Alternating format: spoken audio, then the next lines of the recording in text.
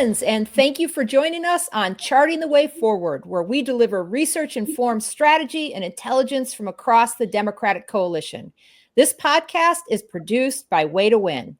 I'm your host, Kerry and today I'm joined by Tory Gavito, co-founder and president of Way to Win.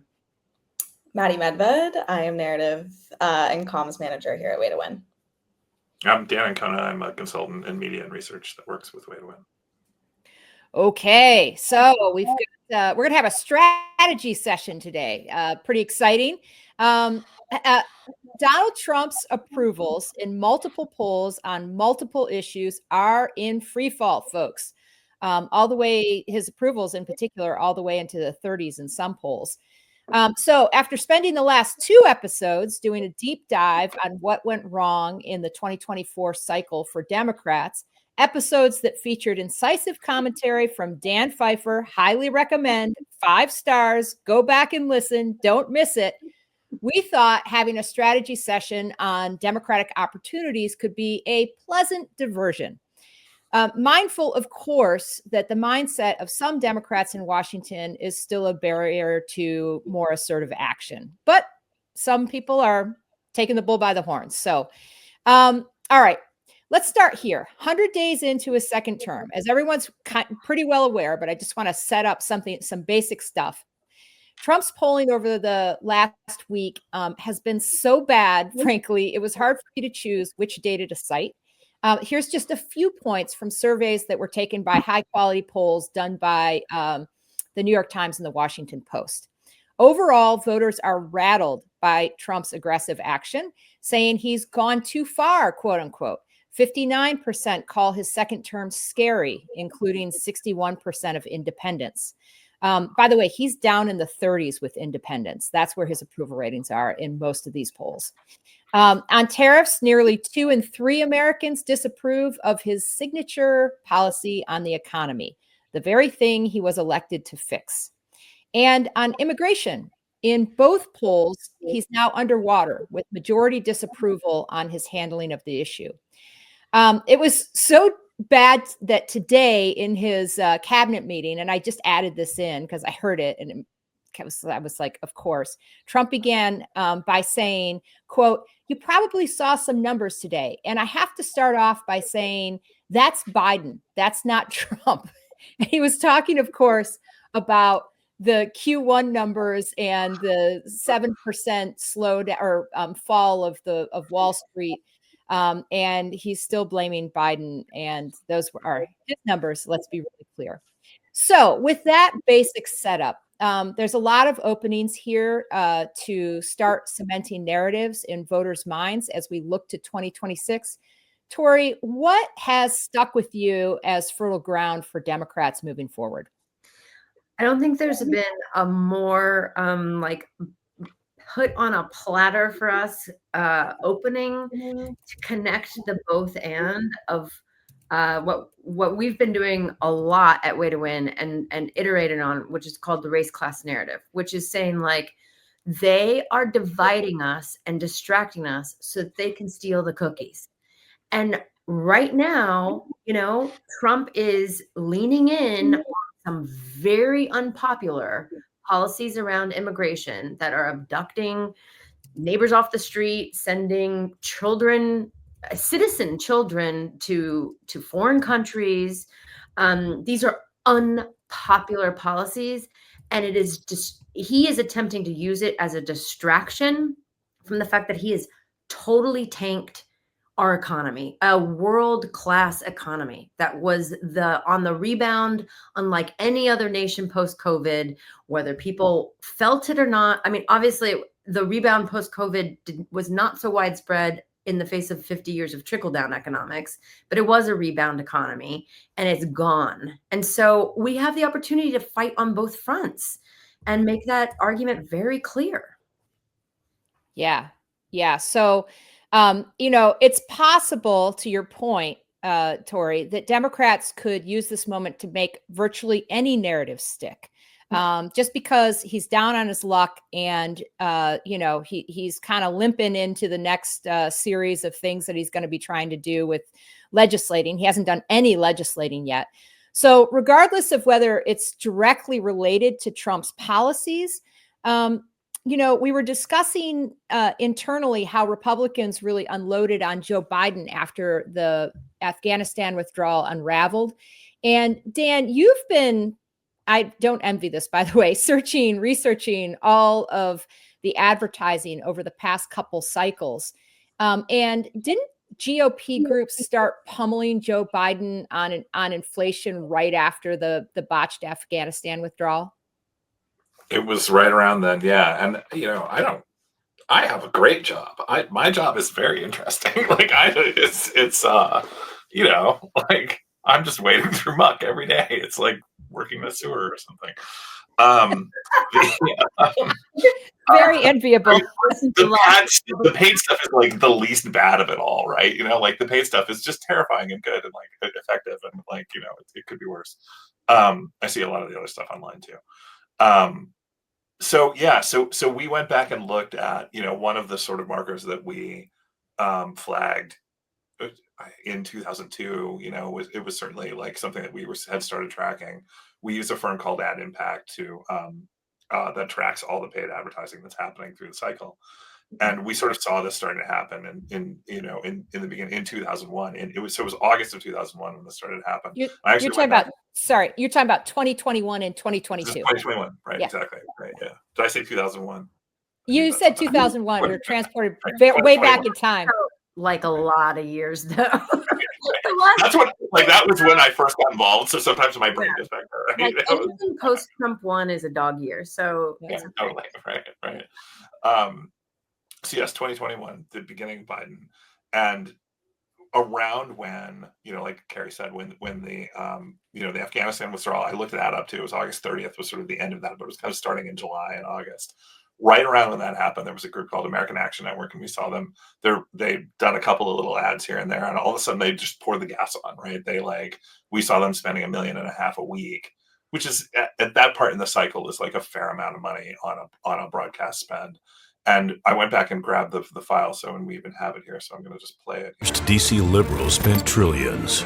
Now Americans face record inflation, paying more for gas and groceries, a hidden tax on the working class. Now Nancy Pelosi and her liberal allies are pushing new tax hikes, trillions in more spending, and another socialist healthcare plan to control what medicines you can get, a socialist prescription we can't afford. So call Matt Cartwright. Tell him to oppose Pelosi's socialist agenda. Okay, but remind me, we did a lot of talking. Yeah. Remind me when this was placed again? What year? August. It was August. The actual date on YouTube was August 11th of 2021. Yeah. So that one of Biden's in his first one, basically around this time. Exactly. Well, it was. Well, let me just say it was a little bit. It was a little bit later, right? His first 100 days, he came out of his first 100 days with fairly high. I think his approval ratings were certainly in the 50s, and they might have been a little higher. But he was doing way better. But then that Afghanistan withdrawal started, like Dan said, started happening in July and just carried on through August. And basically what happened is his numbers started tanking right around then, and they never recovered. And then they never recovered. And then it just helped it go. Like, yeah. Okay. Yeah.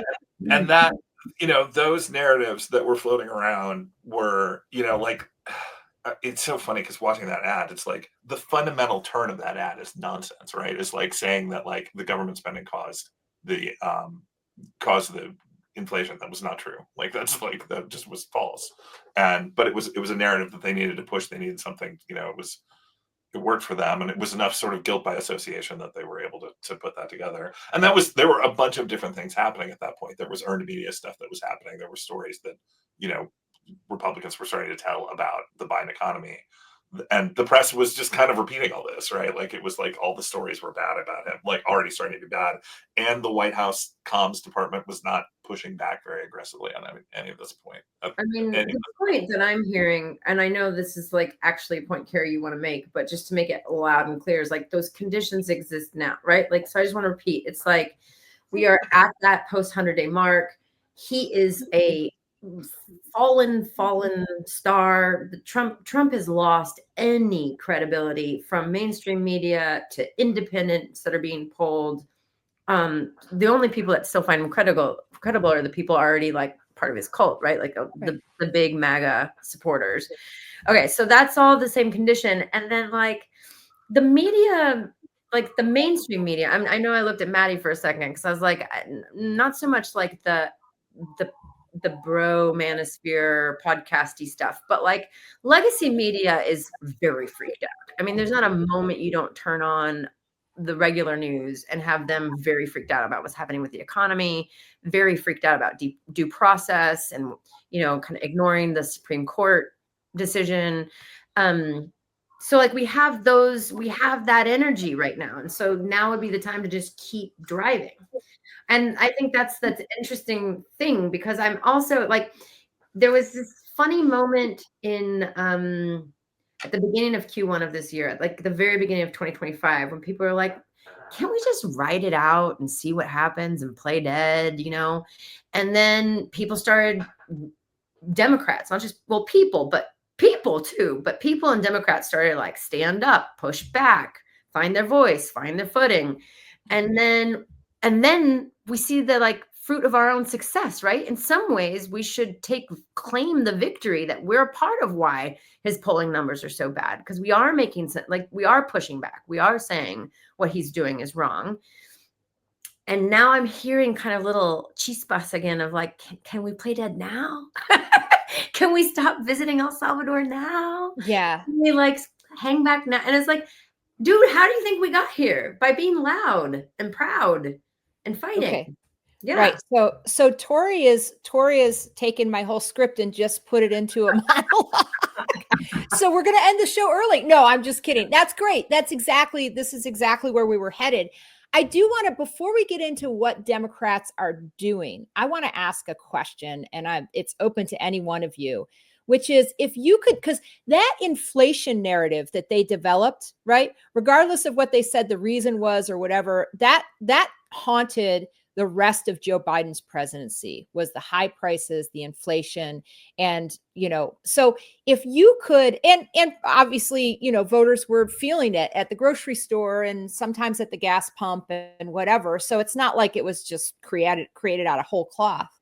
But if you could develop one narrative right now, what would you put some money into if you could do it? Maddie, you want to go first? Or not? You can pass. Phone a friend. No, I mean, I think there's like so many, but I think I would reiterate and reframe that narrative onto Trump, because I think that is one that is so resonant, and we are at and have been at, a really economically unstable time for so many, and now it's the worst it's been.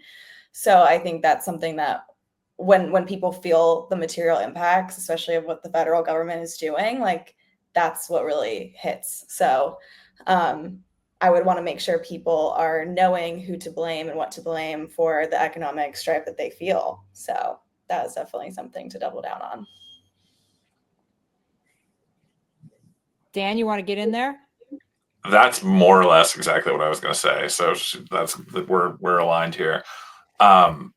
If there's one thing that I wish we could go through and erase, from so much that we've heard this in the focus groups, trust on Republicans on the economy. There are still we haven't asked this in a while, but the number of voters who know that Democrats have performance on basically every economic measure every quantifiable, measure of the economy has been vastly superior since World War II. I don't think any voters know that really yet. We really need to ask the question. But that, and and this is, I think we'll get to this at some point. We don't have to get to this right now, but there's an opening here to go after that narrative. I'm not sure I see any Dems really going after that. I think RCN is part of it, but I think telling a bigger story about the economy, JD Pritzker maybe is the only one that I can think of that's close to starting to put the pieces together on this. And the oligarchy too, or even a little, but not I think there's a bigger picture story even that they're kind of missing. That's not quite putting it all together. And I think that's the big, the big opening right now, and the big, slightly scary chasm, right? Like that there's like a narrow bridge across this thing, and I don't see Democrats building the bridge that's going to get us across there yet. Mm-hmm. It's a once in a lifetime opportunity to probably take that narrative back. Actually, I was thinking about you, Dan, like when I was talking about the silver platter at the very, very top, I was thinking, yeah, it's like, I think I'm even understating what an opportunity this is. It's not just about experimenting in new ways with talking about Southern strategies and divisionary tactics. It's actually like a once in a lifetime opportunity to rebrand and retell a story on the economy, on money, Yes. on dollars and cents, and like on what wealth is for, right? The purpose of wealth, like, yeah. And Yes. I think they know it too. Like I know this is there were two books that were sort of my Bibles coming out of the 22 cycle. One was The Big Myth, How Corporate America Taught Americans to Love Capitalism, something like that. I'm jumbling the words, but it's The Big Myth. And then the second one was a Heather Cox Richardson book about how the South won the Civil War. And both of them pointed to big projects like taking on whole storytelling apparatus, like Little House on the Prairie was funded for by right-wing forces to tell a story about how Pa did it on his own without government interference. What? Yeah. Come on. Today I learned. Culture first. I am not lying to you guys. did Little not House know on the this. Prairie is totally fake news. Like Laura Ingalls Wilder is a real human who lived in the prairie, but that was not her idea to write those stories about Mom and Pa.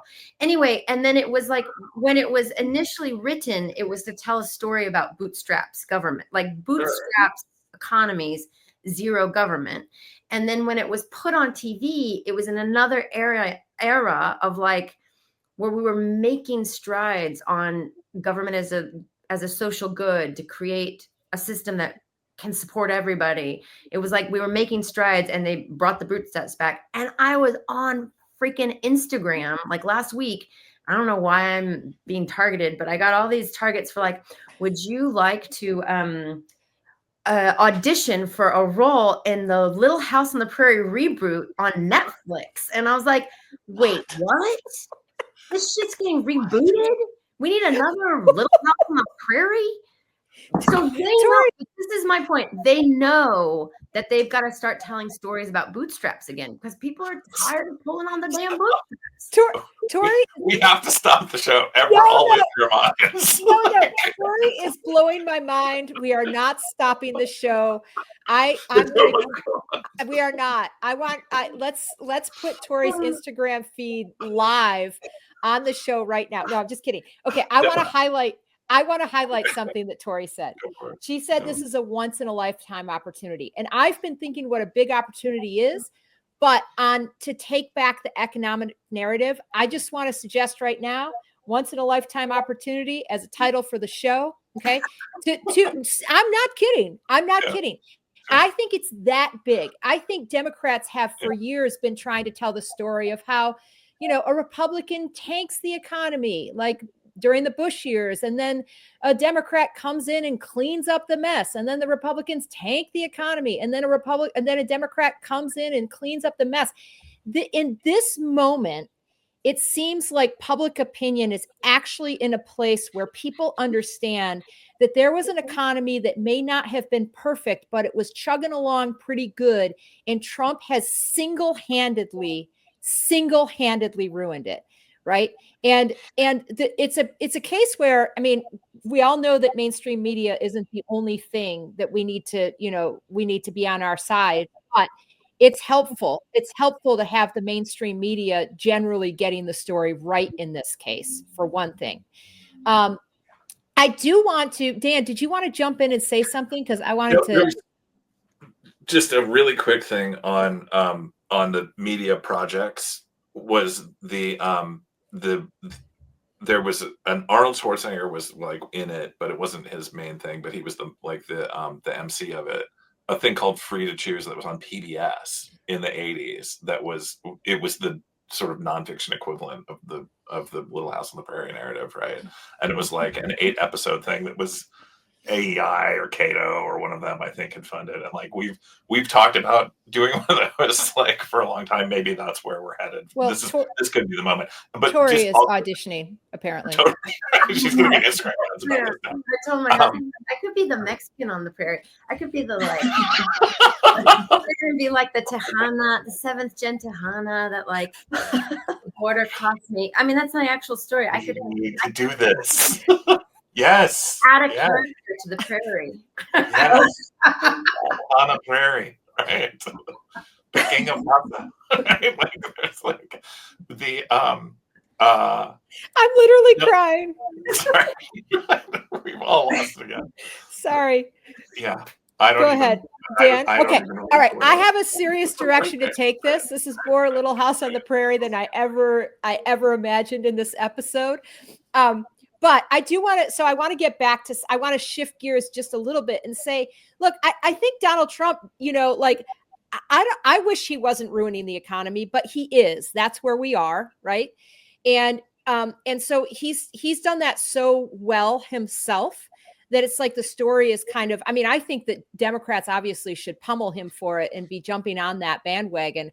But on immigration, I think what Tory was saying is true. And I just want to cite he's underwater in, by several points. It used to be one of his very best issues, the economy and immigration. He's underwater on immigration, his immigration approval ratings, right? But specific to the case of Kilmar Abrego Garcia, who Trump sent to die in a Salvadorian prison without any semblance of due process, in the New York Times poll specific to that case, a 52% majority disapproves of Trump's handling of the case, while just 31% approve of it.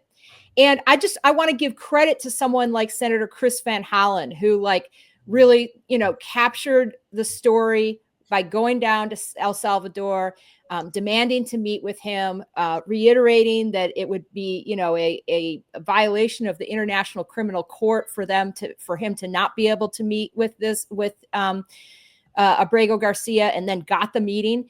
I think this is a place where actually there's been a lot of debate about whether Democrats should be talking about immigration. I think this is a case where Democrats making a big deal about some of this stuff has actually helped cement and I shouldn't say cement like it's forever, but if actually start to solidify the narrative that Trump is doing wrong here, that there's something just inherently wrong and anti-American about what he's doing on so many levels. Tory, is your thinking about how Democrats should be tackling immigration changing as we see the issue evolve? Or are you, you're you've been an immigration attorney.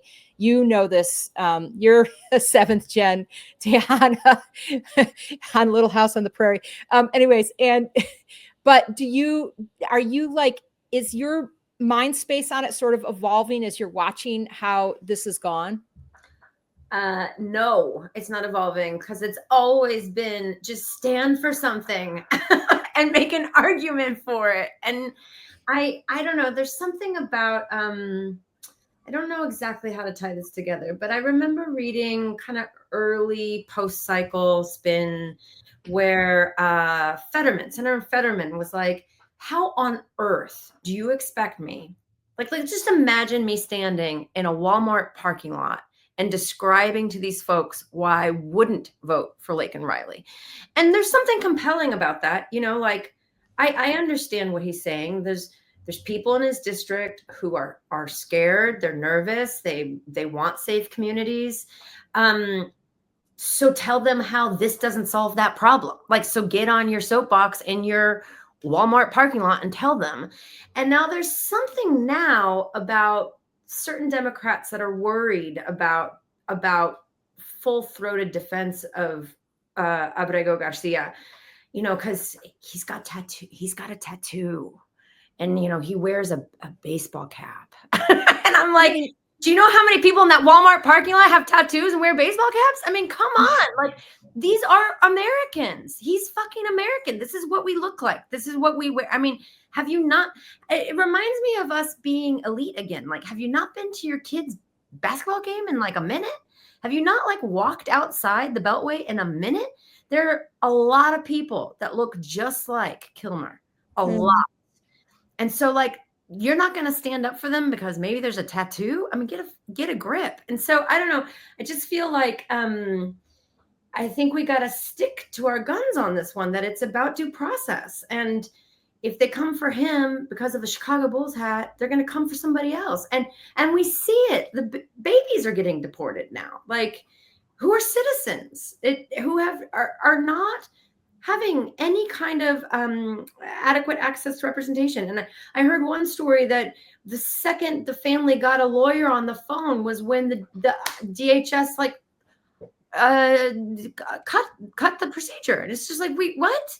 Like, you're not going to wait for a lawyer to help walk through what the fact pattern is here, because you don't want to actually know the facts. That's not due process. So I don't know. I feel like I get that these issues are complicated. I get that there are real concerns about security and safety for all people living on this side of the border, north of the border. I get it. And Laken Riley was never designed as a security bill. It was designed actually as a racial profiling bill.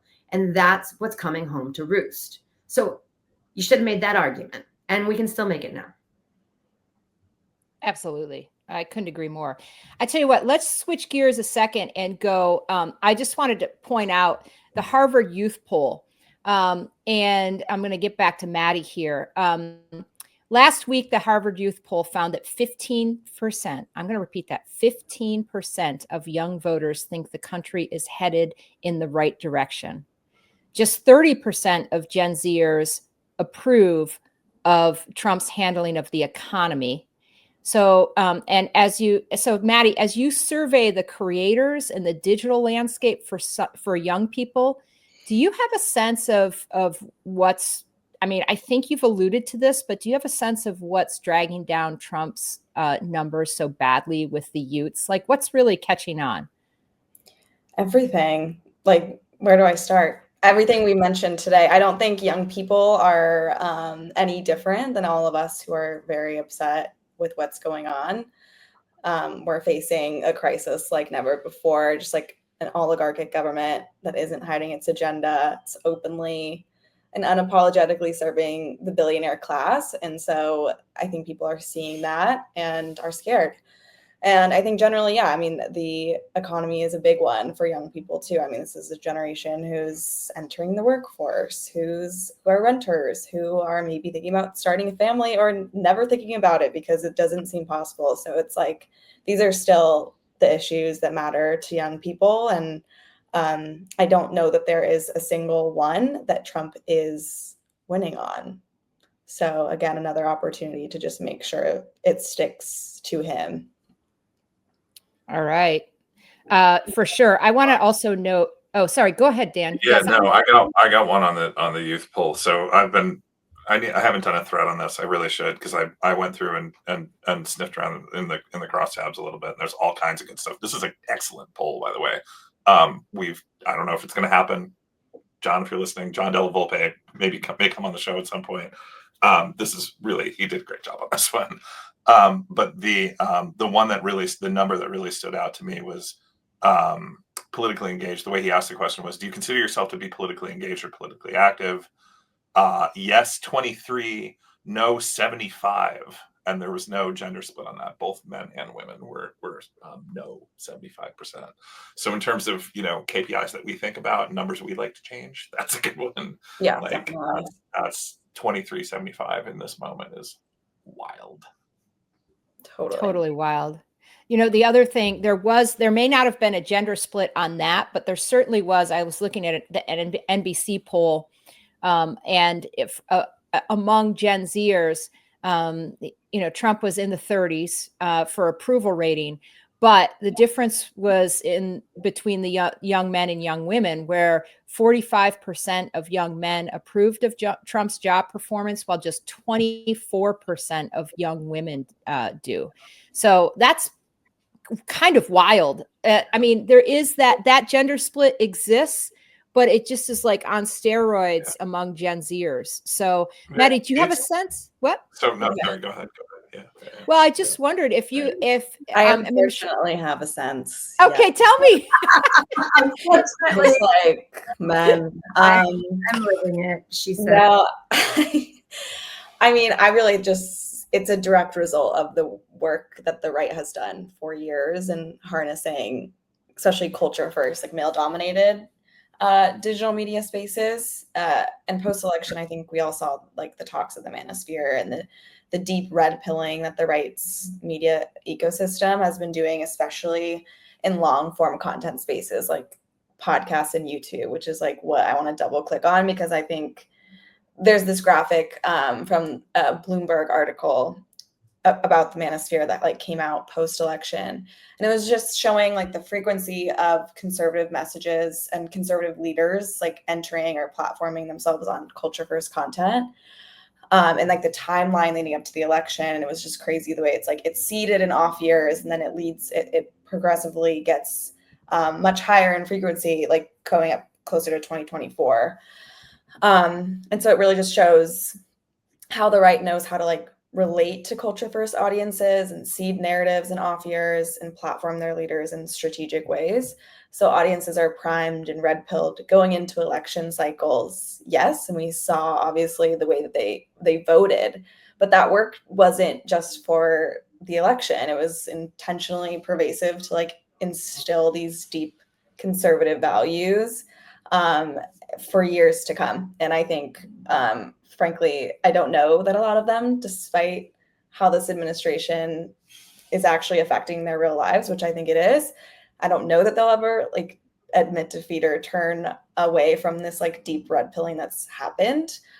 And that's just, again, a nod to the impact of long form content versus short form. I think like Joe Rogan's podcast episodes are 3 hours long, multiple times a week. Like it's crazy, just like the deep parasocial relationships that are created in those spaces. And for the extended amount of time that they're consuming this content, it just allows for like deeper narrative arcs and discussions and just like emotional resonance. And it gives, you know, the listeners and these men like a more immersive experience than shorter form content. And I think that's like what we'll continue to see moving forward. And despite what this administration does, like the red pilling runs so deep. And it's a nod again to the right's media ecosystem and the way that they've made it so pervasive. And I think unfortunately we'll continue to see this gender gap. Like I don't know if we can change it at this point. It kind of goes back to, I forget which one of us said like the MAGA cult, you know, it's just like when they're in there, and I don't know that we can get them out. Yeah, and it's like the role, it's kind of like that question, Maddie, scares me, because it's like, what is the role of a political operative that is on a 2-year quest over and over and over and over again versus the role of us as like good Americans to ensure we don't lose an entire generation and a half to just such I guess toxic is the right word. I wanted to avoid toxic masculinity because it just feels like overused, but it's not healthy. Yeah, and it's also scary. It's this generation, we've seen this younger voting demographic of men, but unfortunately I think it's run deeper and younger than that, and we're gonna see that in future elections to come with first time voters as well. I mean, we've all got kids, right? I mean, a lot of us do. Like, I've got, you know, I've got college age kids in my life, and college bound kids in my life, and high school age kids in my life, and high school bound kids in my life. And so, like, I can see, and all of the girls and boys are reporting all kinds of examples of how this is true for this idea. This gender gaps are like becoming more and more apparent. It's very true. Mm-hmm.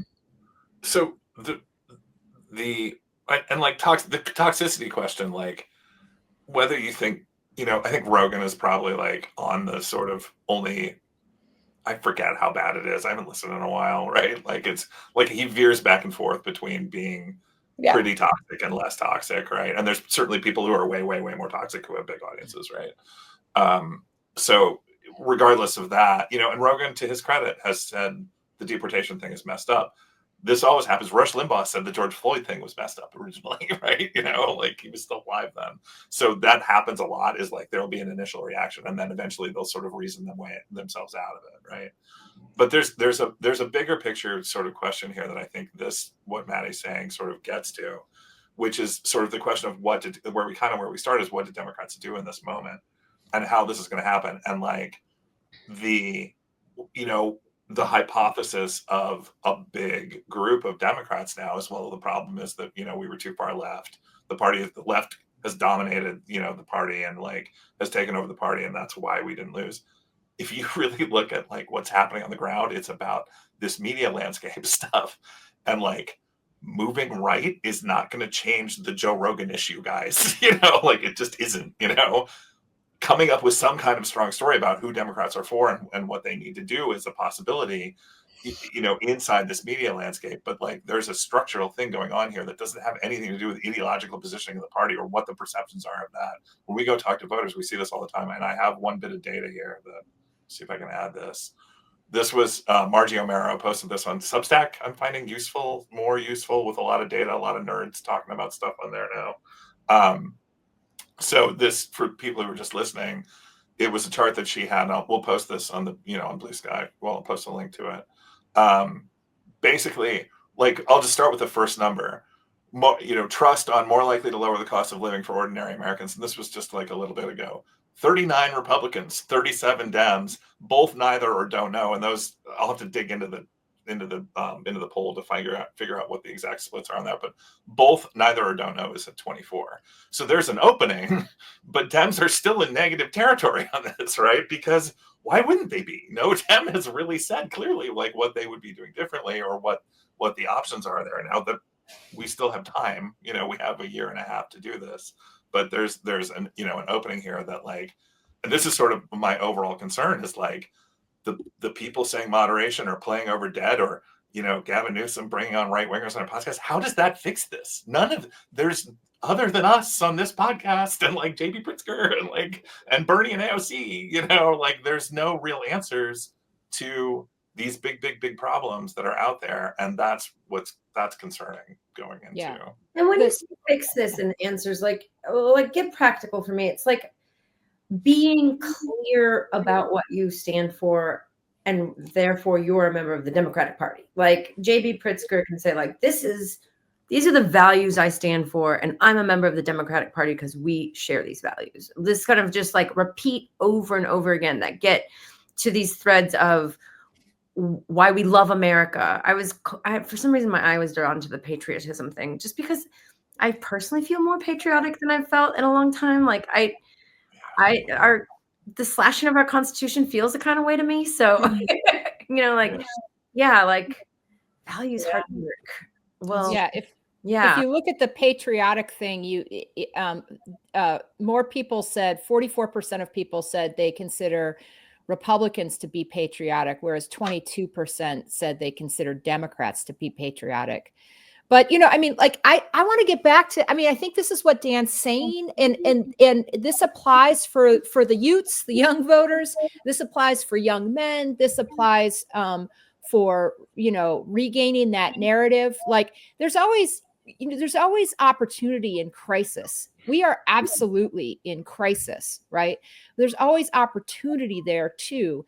And it's a once in a lifetime opportunity when you have someone who is so single-handedly attracting all the spotlight, doing all the things. And it's really clear. We don't have to make a huge case to just, we don't have to make a pitch perfect case to attach these things to Donald Trump. He's attaching it himself. So what we have to do is make sure that it attaches to him long term. Hopefully, eventually we get to a pitch perfect case.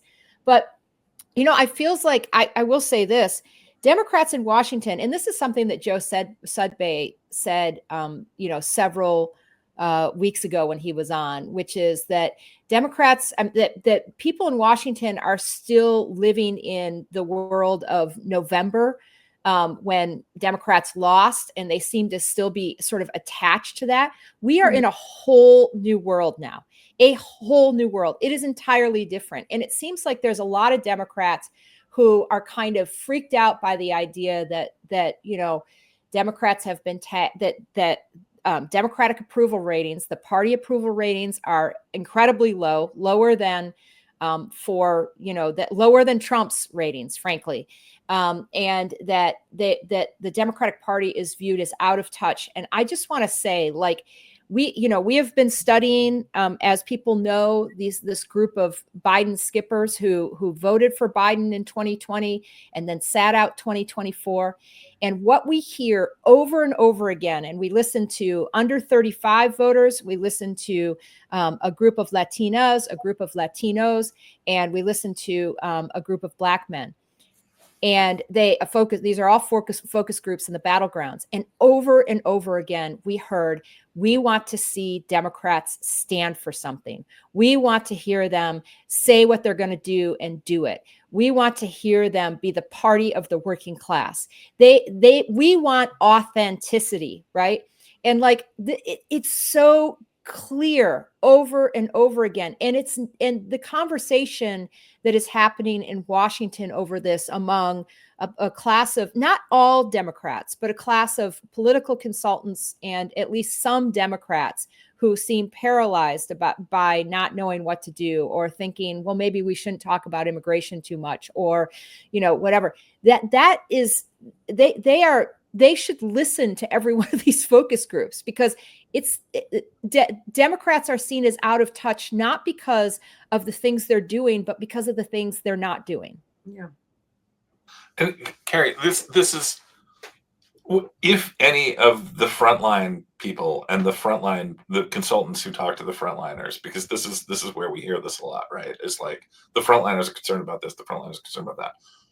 You're having town halls.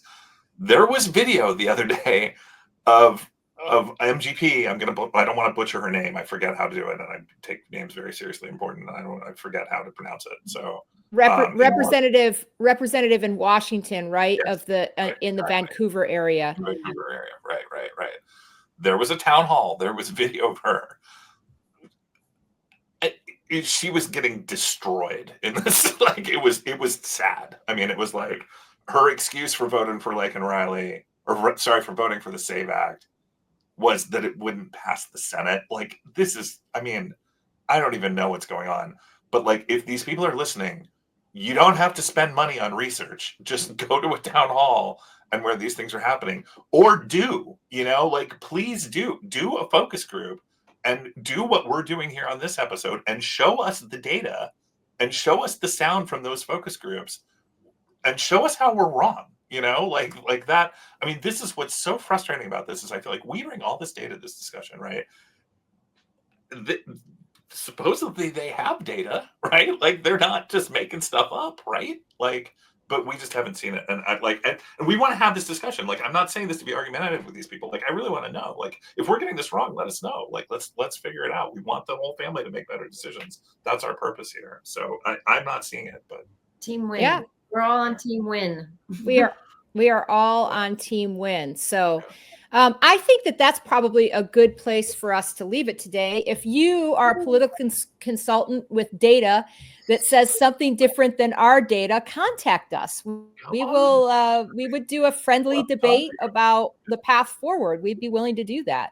Yeah. So, but for now, I want to leave it there. Say thank you to Tory Gavito, Maddie Medved, and Dan Ancona for a lively discussion as usual.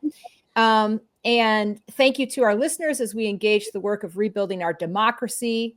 If you appreciate what we're doing here, and we will have more data, we're going to have polling on this skipper group. We've been doing focus groups, but we're going to have polling so we can hone in more completely and narrowly on why things sort of played out the way they did in 2024. If you appreciate what we're doing here on this podcast and Substack, also called Charting the Way Forward, follow us, rate, review us, do all the things. It's super helpful. We would love to, count you as a member of our crew here as we plot a path back to winning, back to owning these narratives that we were talking about today that Democrats can rightfully and should rightfully own. So you can also find Way to Win on Blue Sky, follow along there. And with that, we will see you next Thursday. And we've got a special guest, but I'm not going to name who they are, but you probably will know them. So you should come and listen, because it will be more interesting stuff about our focus group sound, and voters really talking, making their own case, speaking for themselves, which is the best way to get it. So until then, do good, be well, hug your loved ones, and tell your dog I say hi.